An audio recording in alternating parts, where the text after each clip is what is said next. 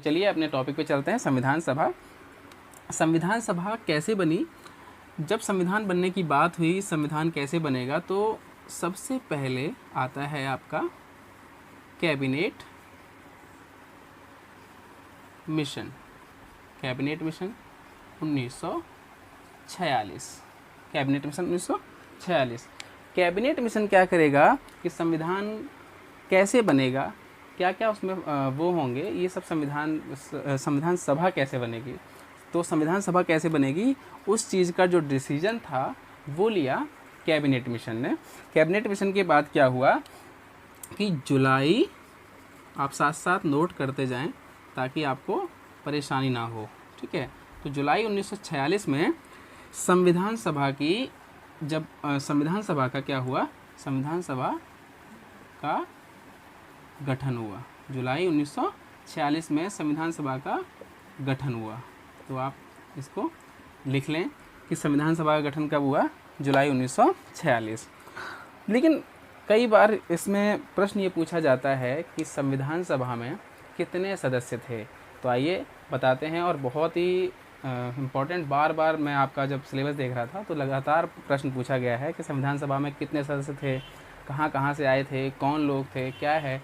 तो इस तरीके से प्रश्न लगातार बन रहे हैं। पिछले 6-7 बार ये प्रश्न तो मैंने देख ही लिया है अब तक। तो संविधान सभा में जो लोग थे वो थे 389। कितने सदस्य थे? 389 सदस्य। अब कहाँ कहाँ से आए थे वो, तो सबसे पहले आप नोट करिए कि 293, कितने?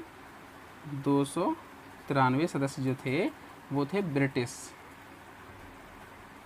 देखिए अब क्या करेंगे हम लोग कि 293 सदस्य जो थे वो थे ब्रिटिश प्रांत से। 293 सदस्य। अब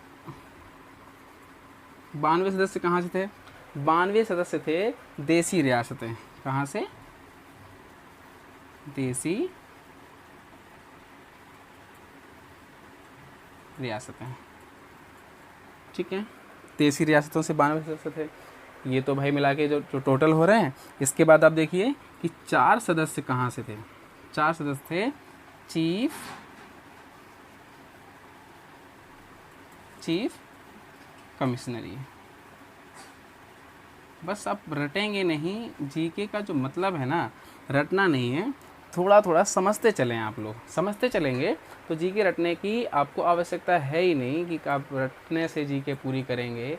जीएस और जीके का जो अपनी चली आ रही है परिपाटी कि रटने से ही ठीक होगी, वो जो विद्या है, वो जो ज्ञान का भंडार है, वो रटने से ही आएगा, ऐसा कतई नहीं है। वो विद्या, वो ज्ञान का भंडार रटने से नहीं आएगा, समझने से आएगा। तो आप समझते चलें कहाँ कहाँ से लोग आए।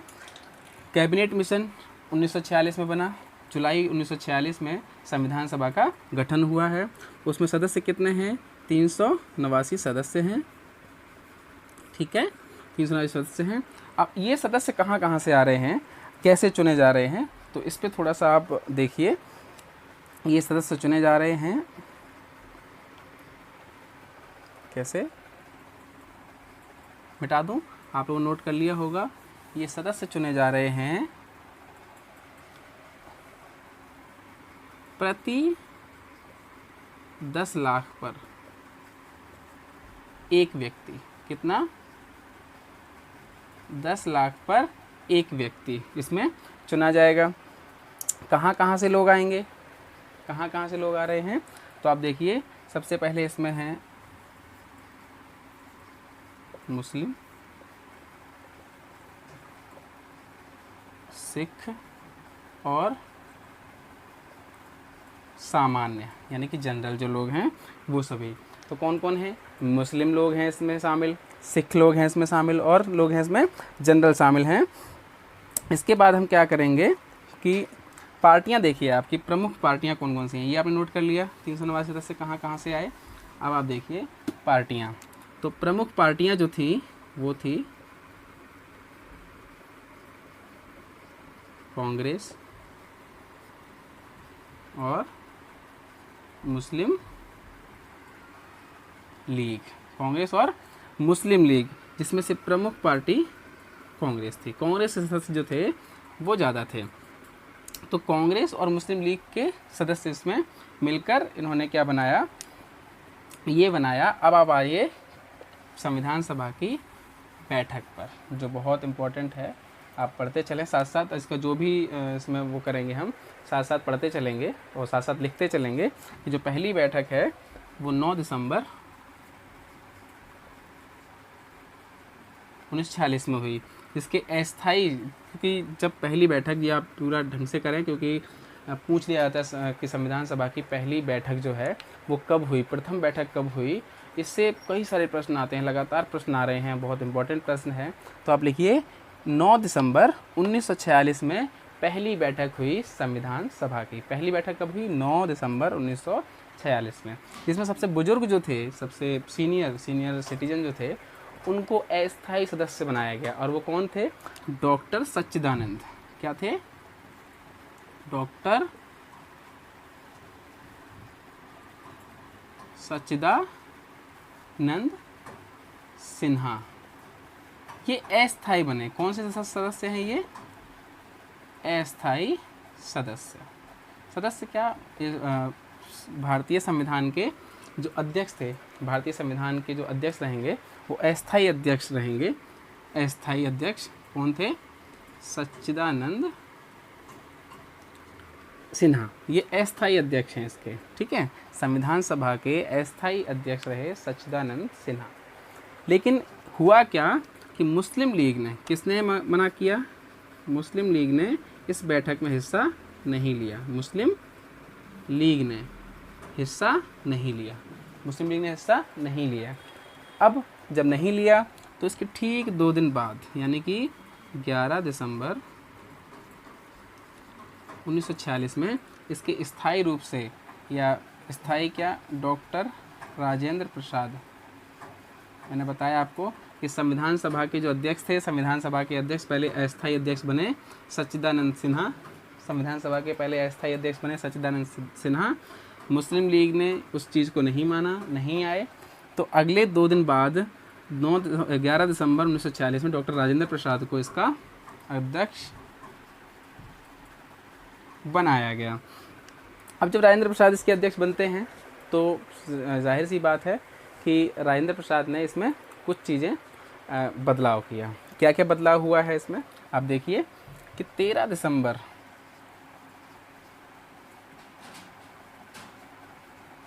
आप 2 दिन का गैप आप देखते जाएं कि 13 दिसंबर 1946 में जवाहरलाल नेहरू ने क्या किया? उद्देश्य प्रस्ताव किया। उद्देश्य प्रस्ताव रखा। उद्देश्य प्रस्ताव क्या था? आप उद्देश्य प्रस्ताव को समझिए। संविधान को अगर आप पढ़ रहे हैं, संविधान पढ़ते पढ़ते आपने देखा होगा संविधान का जो पहला ही जो पृष्ठ है, पहला ही जो पेज खुलता है संविधान का, उसमें आपने देखा होगा एक प्रस्तावना है। हम भारत के लोग, भारत को, जो पढ़ेंगे आप लोग, आगे मैं पढ़ाऊँगा ही आपको, वो प्रस्तावना का पूरा अर्थ बताऊँगा। तो हम भारत के लोग, भारत को एक संपन्न, संप्रभुत्व, तो जो ये सारी चीज़ें हैं, जो ये प्रस्तावना है, वही प्रस्तावना 13 दिसंबर 1946 में उद्देश्य प्रस्ताव किसने किया था? ये जवाहरलाल नेहरू ने किया था। किसने किया था? जवाहरलाल नेहरू, ठीक है। आप इसको JLN,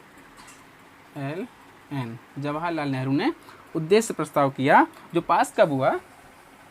22 जनवरी 1947 को पास हुआ। कब पास हुआ?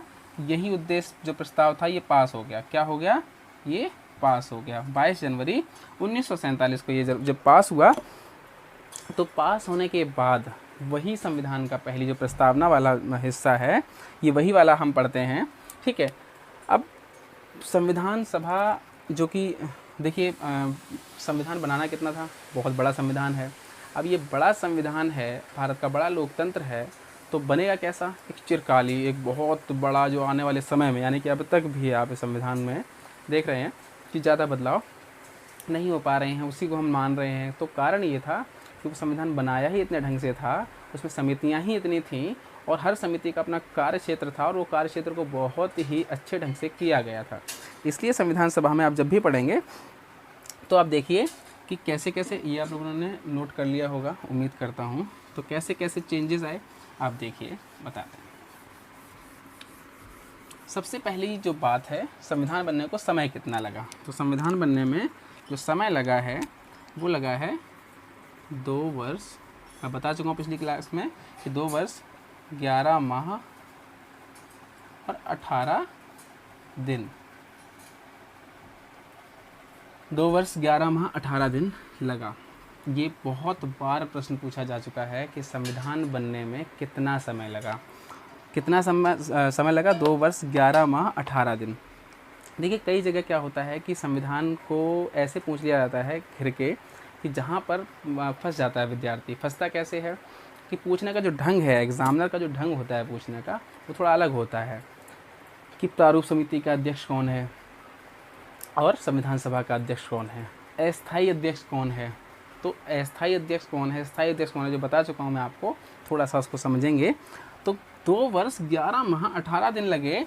इस बीच में जो समय लग रहा है आपका, ये क्या कर रहा है कि जो समितियाँ थीं, समितियाँ कितनी, जैसे कि सलाहकारी, इसमें थोड़ा सा ध्यान रखें कि प्रश्न पूछेगा घुमा के पूछा जाता है कि सॉरी कि सलाहकारी समिति के अध्यक्ष कौन थे। तो BN राव कौन थे? सलाहकारी समिति जो थी उसके अध्यक्ष थे BN राव। अब सलाहकारी समिति के बाद कई समितियाँ और भी थीं, 13 समिति टोटल मानी जाती हैं कि संविधान को बनाने में 13 समितियों का काम था। जैसे एक सलाहकारी समिति हो गई है आपका, दूसरी समिति है संचालन समिति। तो जब संचालन समिति किसके हाथ में होगी? जो संविधान सभा का अध्यक्ष होगा। संविधान सभा का अध्यक्ष कौन है? डॉक्टर राजेंद्र प्रसाद अध्यक्ष हैं। तो संचालन समिति ऑब्वियसली उनके पास ही रहेगी। अब क्या होता है, दूसरी समिति क्या है? प्रांत संचालन समिति।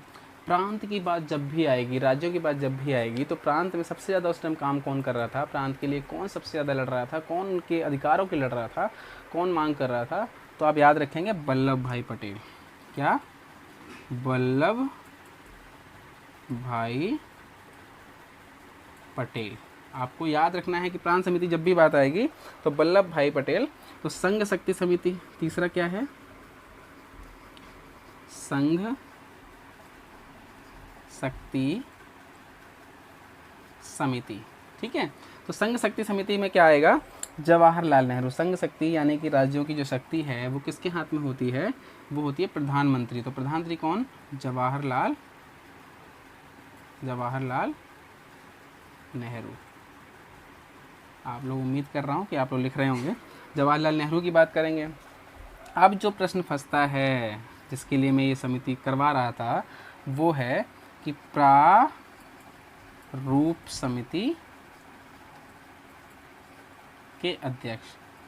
तो प्रारूप समिति के अध्यक्ष कौन थे? Doctor BR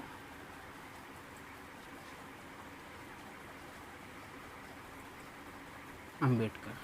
doctor BR Ambedkar. प्रश्न यहीं से फंसता है कि संविधान सभा के अध्यक्ष कौन है? राजेंद्र प्रसाद। ठीक है, संविधान सभा के अध्यक्ष ये हैं। प्रारूप समिति के अध्यक्ष कौन है? प्रारूप समिति के अध्यक्ष हैं डॉक्टर BR अम्बेडकर, यानी कि डॉक्टर भीमराव अम्बेडकर। जितने भी प्रश्न आप जहाँ भी करेंगे वो प्रश्न आपको यहीं पे समझ में आएंगे कि ये वाला प्रश्न आपको बहुत फंसाएगा। तो ढंग से याद करिए कि प्रारूप समिति के अध्यक्ष हैं BR अम्बेडकर। ये समितियाँ आप लोगों को जो इम्पोर्टेंट हैं इनमें से ही प्रश्न बनेंगे। यही में जो बाकी हैं, अगर आपको पढ़नी हो, किसी को डाउट हो, तो वो आप मुझसे कमेंट करें। आप ज़रूर, मैं वो समितियाँ, सभी समितियों को एक बार आपको पढ़ा दूँगा। ठीक है, ये आपकी समितियाँ हैं, कुछ प्रमुख समितियाँ जिन पे हम बात करते हैं। अब क्या हुआ कि संविधान बनने में जब समय लगा, उसके बाद 26 नवंबर 1949 ये वो दिन है, कौन सा दिन है, जब संविधान पारित हुआ, बनकर तैयार हुआ, अंगीकृत हुआ। क्या हुआ, पारित यानी कि अंगीकृत हुआ। आप लोग याद रखिए कि अंगीकृत हुआ संविधान, ठीक है। अब संविधान बनके तैयार हो रहा है, अंगीकृत हुआ। इस पे कितने लोगों ने हस्ताक्षर किए हैं, 284 लोगों ने हस्ताक्षर किए। तो कितने लोगों ने, 284 लोगों ने। आप बिल्कुल याद रखना कि कितने लोगों ने हस्ताक्षर किए हैं, 284 लोगों ने हस्ताक्षर किए हैं। 26 जनवरी 1950 क्या हुआ है, संविधान लागू, संविधान लागू हो गया। कब हो गया, 26 जनवरी 1950। अब आपके दिमाग में ये सवाल आ रहा होगा कि बन के तैयार ये हुआ, फिर यहाँ तक का जो समय है, ये समय, इतना समय क्यों लिया गया। तो इसके पीछे भी एक छोटी सी कहानी है कि 26 जनवरी 1930 जवाहरलाल नेहरू ने जो 5वीं रिपोर्ट पारित की, 5वीं रिपोर्ट जो 1929 में, आप लोग जब मैं पढ़ाऊंगा, इतिहास वगैरह पढ़ाऊंगा आपको, तो बताऊंगा कि वहाँ जो 5वीं रिपोर्ट दी, तो वो उसमें क्या पूर्ण स्वतंत्रता की घोषणा की 1929 में। तो 1930 में, 26 जनवरी 1930 में उन्होंने क्या किया, स्वतंत्रता दिवस मनाया। पहला स्वतंत्रता दिवस कब मनाया गया,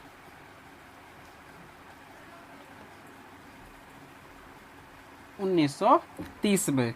इसी तिथि को इतिहासकार और बड़े जानकार जो नेता, गणनेता, जननायक थे हम लोगों के, इस तिथि को, इस डेट को याद रखने के लिए संविधान यानी कि गणतंत्र दिवस जो हम मनाते हैं, वो इसी तिथि को याद करने के लिए इन्होंने 26 जनवरी 1950 को संविधान लागू किया। आप लोगों को पता होगा कि हम लोग इस दिन क्या मनाते हैं, गणतंत्र दिवस मनाते हैं। इतनी बात समझ में आई आप लोगों को।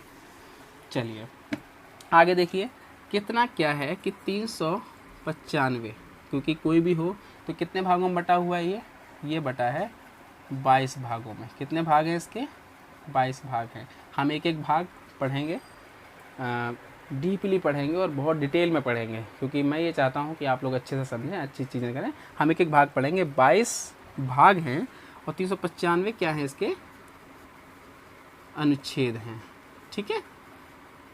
22 भाग, 395 अनुच्छेद। और जब शुरू था, जब शुरू में आया तो 8 अनुसूचियाँ भी थीं। कितनी, ये सब अलग अलग चीज़ें हैं, अनुसूचियाँ थीं। 8 अनुसूचियाँ जो बढ़कर वर्तमान में कितनी हो गई हैं, 12। वर्तमान कितनी हो गई हैं, 12 हो गई हैं। आप लोग इसको याद रखें कि 12 हो गई हैं अनुसूचियाँ। तो इसमें क्या है कि संविधान बन गया। अब राष्ट्रपति कैसे चलेगा, प्रधानमंत्री कैसे चलेगा, ये सब अपना अध्याय है कि संसद क्या होगी, संसद का काम क्या होगा, मुख्यमंत्री क्या करेंगे, एमएलए क्या करेंगे, एमपीज़ क्या करेंगे। ये सभी जो काम हैं वो किसके अंतर्गत होंगे, संविधान के अंतर्गत होंगे। और संविधान का क्या है, ये सभी चीज़ें हैं कि 22 भाग, 395 अनुच्छेद हैं, 8 अनुसूचियाँ हैं जो वर्तमान में 12 हो गई हैं। बहुत इम्पोर्टेंट है, बहुत बहुत बहुत। आप लोग याद रखें इस चीज़ को कि बार बार ये सवाल पूछा जाएगा, आपको बार बार ये जवाब देना पड़ेगा कि कितने क्या हैं, तो ऐसे याद कर लिए। अब इसमें क्या है, महिलाओं की बात नहीं की, मैं हल्की सी आपको बता दूं कि इस संविधान सभा में जो महिलाएं थीं वो 15 थीं। कितनी महिलाएं थीं, 15 महिलाएं थीं, जो आपको लगभग कहीं बताया नहीं जाएगा, मैं बता देता हूँ आपको। 15 महिलाएं थीं, जिसमें कि सुचेता कृपलानी जो हैं, सुचेता कृपलानी प्रमुख रही हैं। दक्षिणानी वो हैं, दक्षिणानी बौद्ध युद्ध हैं। तो ये भी हैं इसमें।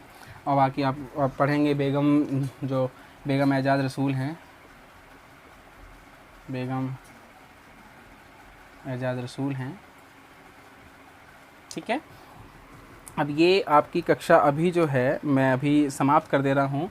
और इसमें कुछ चीज़ें समझने की हैं कि जब पाकिस्तान का बंटवारा हुआ 47 में ही, तो संविधान तो लागू हो रहा है 1949 में, 50 में, भाई लागू 1950 में हुआ संविधान।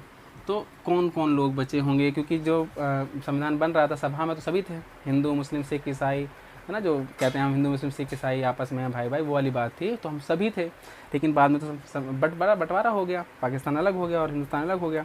तो उसमें क्या है कि 389 सदस्य जो थे, हमने जो पढ़ा है 389 सदस्य थे, इसमें से कितने सदस्य बचे थे? 299 सदस्य बचे थे। स्वतंत्र भारत में संविधान के कितने सदस्य बचे थे? 299 सदस्य बचे हैं स्वतंत्र भारत के संविधान के लिए। ठीक है, तो इसको आप लोग कर लेंगे। और कुछ प्रश्न हैं, जो प्रश्न आप लिखिए कि बहुत ज़रूरी प्रश्न है। चलिए पहला प्रश्न आप लिखें कि संविधान सभा के अध्यक्ष कौन थे? संविधान सभा के अध्यक्ष क्वेश्चन मार्क, पहली बैठक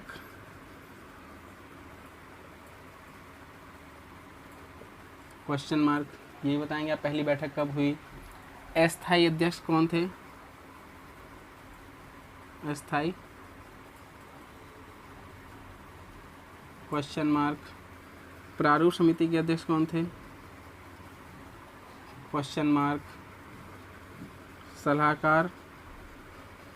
सलाहकारी थी समिति, उसके कौन थे? Question mark. तो आप याद करें, संविधान सभा के अध्यक्ष कौन थे, पहली बैठक के अध्यक्ष कौन थे, अस्थायी अध्यक्ष कौन थे, प्रारूप समिति के अध्यक्ष कौन थे और सलाहकारी समिति के अध्यक्ष कौन थे।